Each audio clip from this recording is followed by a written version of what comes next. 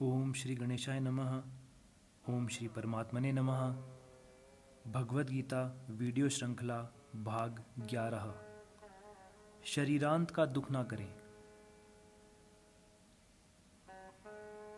प्रथम बिंदु, भौतिक शरीर की मृत्यु के समय की स्थिति।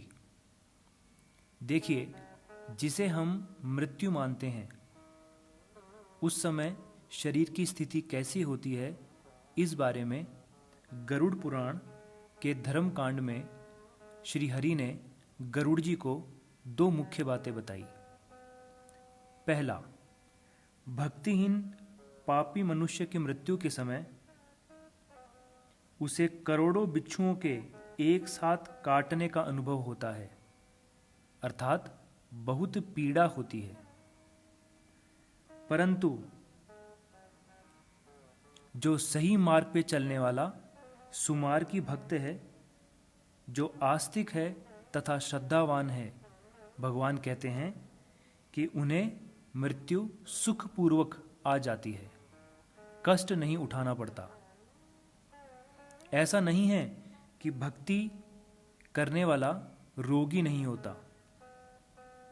पूर्व कर्मानुसार उसके शरीर में रोग उत्पन्न हो सकते हैं, उसे पीड़ा हो सकती है, परंतु भगवान की भक्ति करने के कारण भगवान उसे मनोबल प्रदान करते हैं कि वह उस पीड़ा से पीड़ित होते हुए भी दुखी ना हो, भगवान को निरंतर याद रख सके, अंत समय में अच्छी गति प्राप्त करे। द्वितीय बिंदु, मृत्यु का दुख ना करें।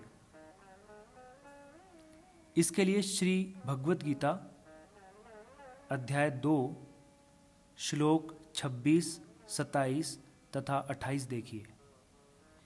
भगवान कहते हैं, हे महाबाहो अर्थात अर्जुन, अगर तुम इस देही को अर्थात आत्मा को नित्य पैदा होने वाला अथवा नित्य मरने वाला भी जानो, तो भी तुम्हें इस प्रकार शोक नहीं करना चाहिए, क्योंकि जो जन्मा है उसकी मृत्यु तय है और मृत्यु के बाद पुनर्जन्म भी तय है।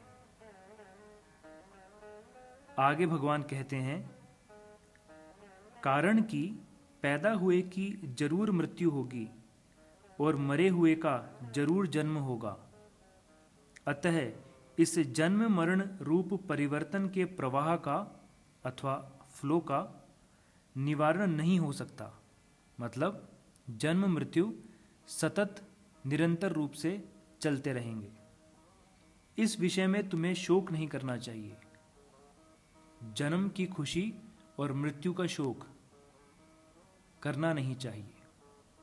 आगे कहते हैं, हे भारत अर्थात अर्जुन, सभी प्राणी जन्म से पहले अप्रकट थे, मरने के बाद अप्रकट हो जाएंगे, केवल बीच में ही प्रकट दिखते हैं। अतः इसमें शोक करने की क्या बात है। यहां प्रकट का अर्थ आत्मा के सनातन होने से नहीं, यहां प्रकट का अर्थ शरीर के दिखाई देने से है। आत्मा तो जन्म से पहले भी थी, जीवन के समय भी है, जन्म के बाद भी है। यह बात भगवान शरीर के प्रकट होने के लिए कहते हैं, अर्थात शरीरों के लिए, शरीरों के बिछुड़ने के लिए दुख करना नहीं चाहिए।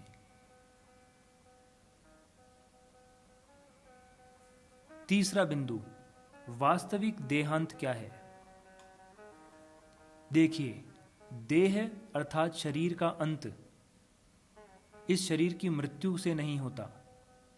देहांत वास्तविक रूप में तब होता है जब आत्मा देह यानी शरीर धारण करना बंद कर दे, अर्थात मोक्ष प्राप्त होने पर ही वास्तविक देहांत होता है। उससे पहले देह तथा जन्म मृत्यु का चक्र चलता रहता है। नए और पुराने वस्त्रों की तरह देह बदलती रहती है।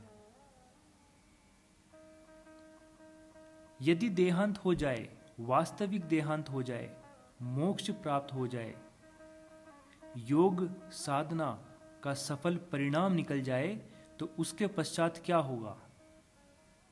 इसके लिए भगवान गीता जी के 18वें अध्याय के 65वें श्लोक में कहते हैं, जो सदैव मेरा चिंतन करेगा, मेरा भक्त बनेगा, मेरी पूजा करेगा, मुझे नमस्कार करेगा, मैं उसे निश्चित रूप से अपने पास सदा के लिए रख लूँगा।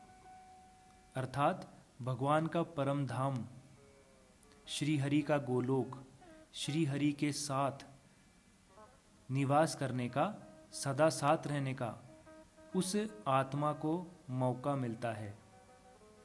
यही अंतिम लक्ष्य है योग साधना का, योग पद्धति का, इस आत्मा के शरीरों को धारण करने का। धन्यवाद।